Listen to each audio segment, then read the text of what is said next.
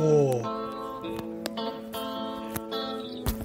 Ambition, power and avarice now have hurled death, fate and ruin on a bleeding world. See, on yon heath what countless victims lie. Hark! What loud shrieks ascend through yonder sky. Tell then the cause, 'tis sure the Avenger's rage has swept these myriads from life's crowded stage. Hark to that groan, an anguished hero dies. He shudders in death's latest agonies. Yet does a fleeting hectic flush its cheek.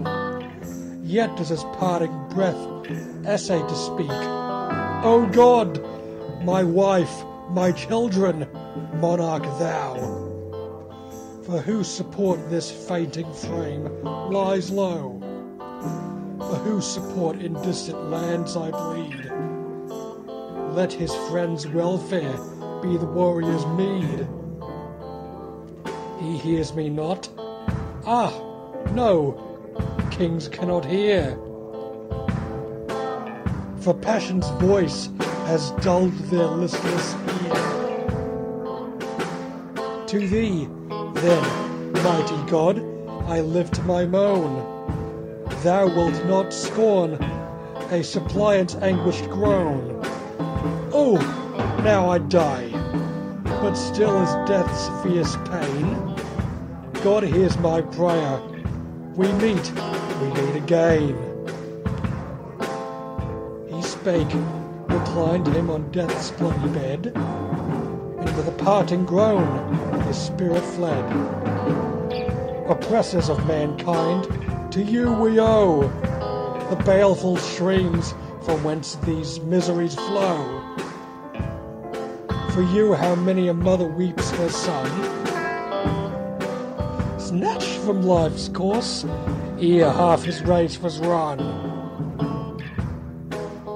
For you how many a widow drops a tear, in silent anguish, on her husband's bier. Is it then thine, almighty power, she cries? Whence tears of endless sorrow dim these eyes? Is this the system, thy which powerful sway?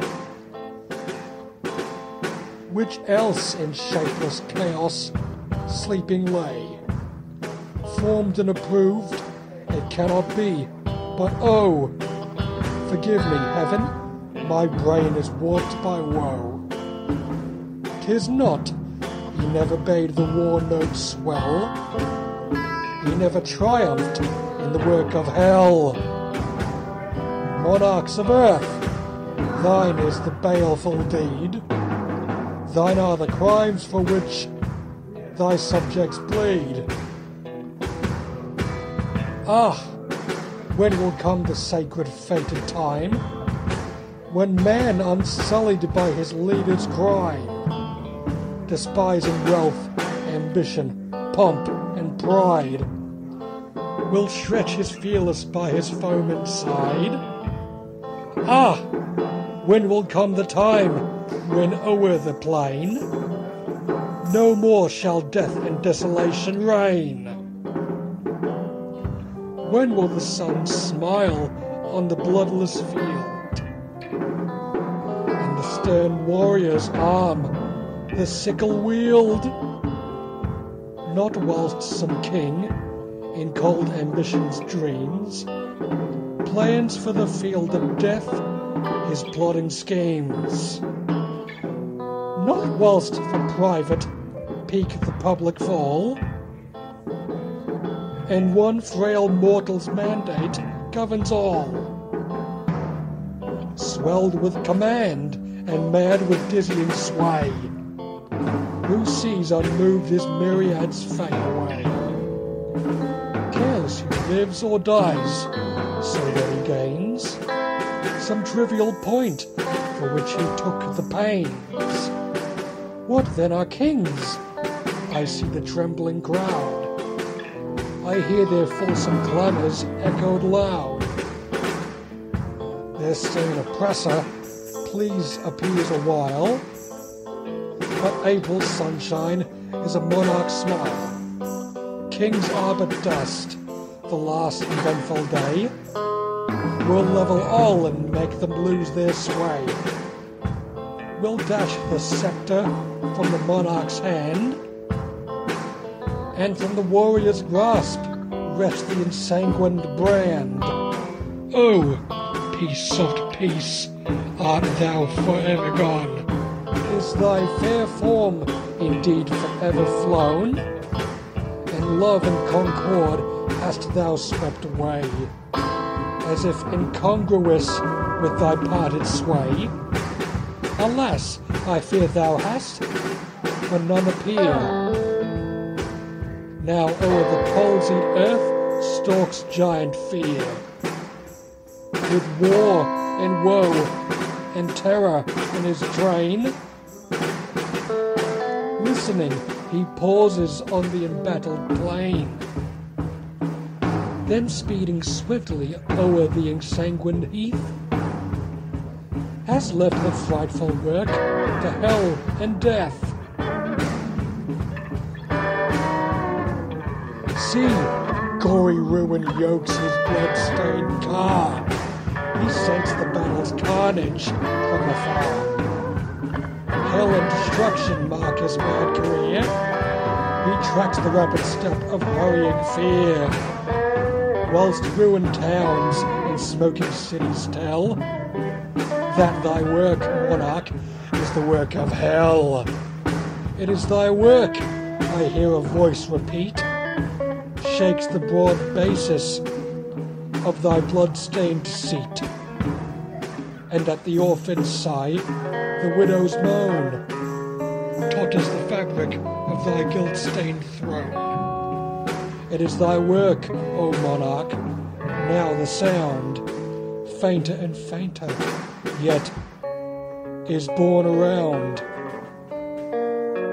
Yet to enthusiast ears the murmurs tell that heaven, indignant at the work of hell, will soon the hated cause remove, which tears from earth peace, innocence, and love.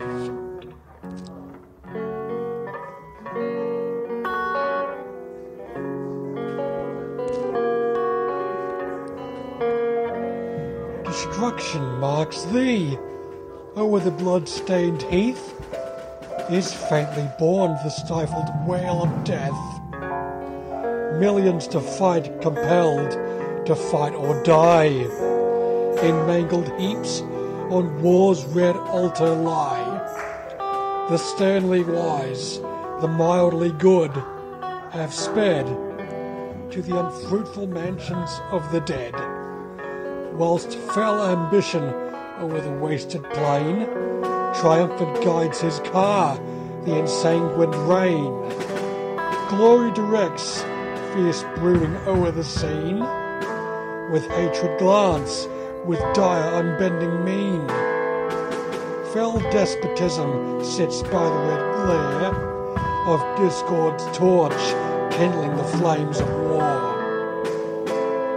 Ye cold advisers of yet colder kings, to whose fell breast no passion virtue brings, who scheme regardless of the poor man's pang, who coolly sharpen misery's sharpest fang. Yourselves secure, yours is the power to breathe o'er all the world the infectious blast of death, to snatch at fame, to reap red murder's spoil, receive the injured with a courtier's smile, make a tired nation bless the oppressor's name, and for injustice snatch the meed of fame.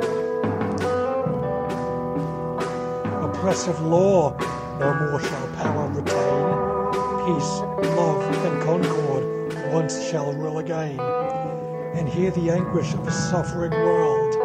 Then shall things which now confusedly hurled seem chaos be resolved to order's sway, and error's night be turned to virtue's day.